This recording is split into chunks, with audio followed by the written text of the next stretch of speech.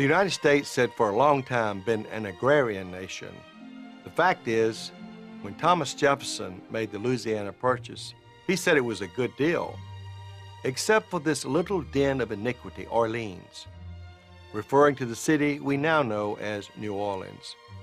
Land-grant and agrarian colleges were established as early as 1785, and President Lincoln proposed a Department of Agriculture in 1862.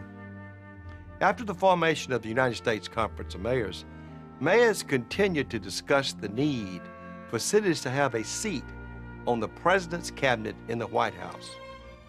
The idea for a cabinet-level department representing cities and mayors was first raised by the mayors with President Kennedy at their first meeting with him after his election.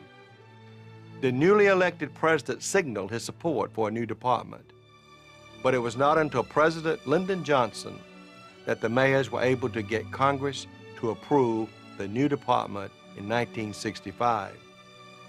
With the establishment of the Department of Housing and Urban Development, the mayors had achieved an important legislative goal.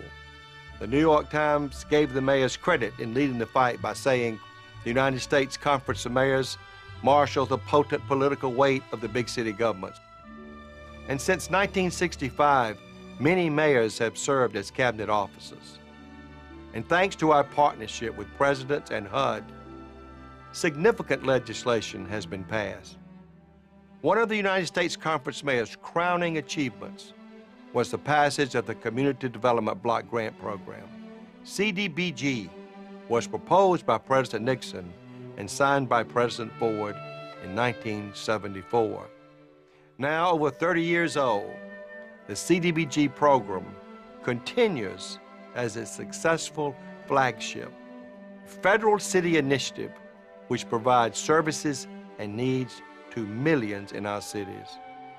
It was a defining moment because CDBG provides highly targeted federal resources sent directly to cities and administered by the department that we helped found.